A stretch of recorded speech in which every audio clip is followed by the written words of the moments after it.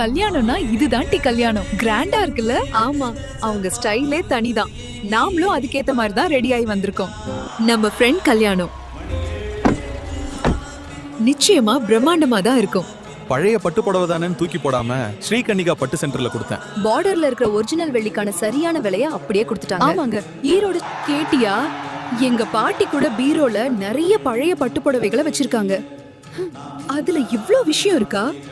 என் பட்டு புடவை கிழிஞ்சு போச்சுன்னு கவலைப்பட்டேன். ஆனா ஸ்ரீகன்னிகா பட்டு சென்டர் வாட்ஸ்அப் நம்பருக்கு ஒரு போட்டோ எடுத்து அனுப்புனேன். நிமிஷத்துல சொல்லிட்டாங்க, நேர்ல வந்தும் வாங்கிக்க. கல்யாண பொண்ணு ஜொலிக்கிறையே. சரி, உனக்கு ஸ்ரீகன்னிகா பட்டு சென்டர் பத்தி தெரியுமா? எல்லாரும் அதையே பேசுறாங்க. நிச்சயமா என் அம்மா அவங்களோட பழைய பட்டு புடவைகளை அங்கதான் கொடுத்தாங்க. அதுல கிடைச்ச பணத்தை வச்சுதான் எனக்கே புது புடவை எடுத்தாங்க. ஈரோடு ஸ்ரீகன்னிகா பட்டு சென்டர்னா தரந்தா. ஹலோ பாட்டி, பீரோல இருக்கிற அந்த பழைய பட்டு புடவைகளை எடுங்க. நாம உடனே ஈரோடு ஸ்ரீகன்னிகா பட்டு சென்டருக்கு போறோம். பாட்டி, இது பட்டு விக்கிற கடை கிடையாது.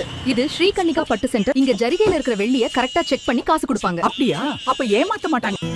அம்மா, உங்க புடவையில இருக்கிற ஜரிகையை செக் பண்ணிட்டேன். இதுல இருக்கிற வெள்ளிக்கு இதோ உங்களுக்கான சரியான விலை. ஏன் மத்த பொண்ணுங்கெல்லாம் பெங்களூர்லயும் மத்த ஊர்லயும் இருக்காங்களே, அவங்க எப்படி ஈரோடு வர முடியும்? அம்மா, அதுக்கு தான் எங்க கிட்ட டோர் ஸ்டெப் சர்வீஸ் இருக்கு. தமிழ்நாடு முழுக்கவும் பெங்களூர்லயும் நாங்களே நேர்ல வந்து புடவையை எடுத்துப்போம். நீங்க ஈரோடு வரணும்னு அவசியமே இல்லை.